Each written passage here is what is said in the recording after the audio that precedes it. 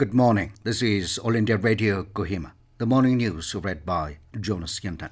In a significant move, the Narendra Modi government has created a new Ministry of Cooperation to realize the vision of Sakar Se Samriddhi.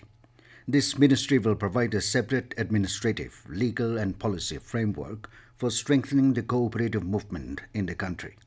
The ministry will work to streamline processes for ease of doing business for cooperatives and enable development of multi-state cooperatives.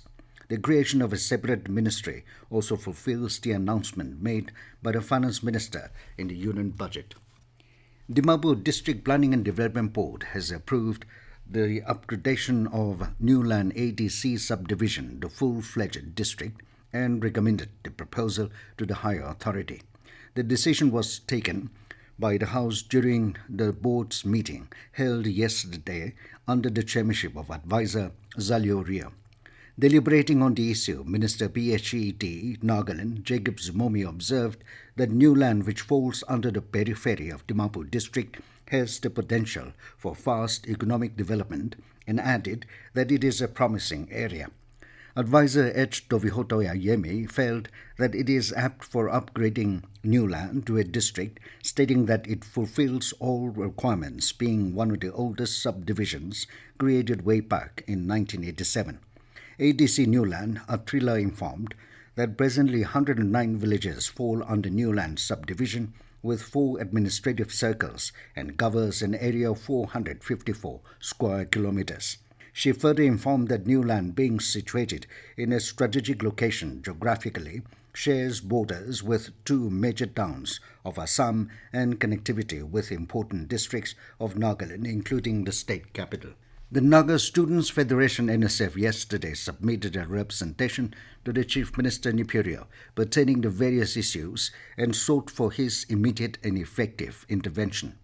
In the representation, the NSF highlighted on the Indo-Naga political issue and asked the state government to effectively liaise with the Government of India to expedite the process of Indo-Naga political dialogue with the negotiating parties and ink the final agreement in line with the unique history and situation of the Naga people. The Federation also appealed the government to ensure effective implementation of e-governance in order to bring about transparency in governance. NSF appealed to the state government not to delay implementation of the Nagaland Staff Selection Board and that it should revise and resolve the reservation policy in the state within the legally permissible jurisdiction without delay. Further, the Federation reiterated to the government to strictly implement no work, no pay policy to deal with those negligent teachers and to issue an official order with regard to fee waivers by all the schools in the state. Union Minister Dr. Jitendra Singh yesterday said that a common eligibility test CET for job aspirants will be conducted across the country from early 2022. This unique initiative is being undertaken with the personal intervention of the Prime Minister Narendra Modi to screen and shortlist candidates for recruitment to central government jobs. The minister said this initiative was scheduled to take off with the first such test before the end of this year, but is likely to get delayed due to COVID pandemic. Speaking after the launch of e-book Civil List 2021 of IAS officers, Dr. Jitendra Singh said the common entrance test is a path-breaking reform carried out by Department of Personnel and Training to bring about ease of recruitment for young job aspirants. Singh said it will prove to be a major boon for youth, especially those living in far-flung and remote areas.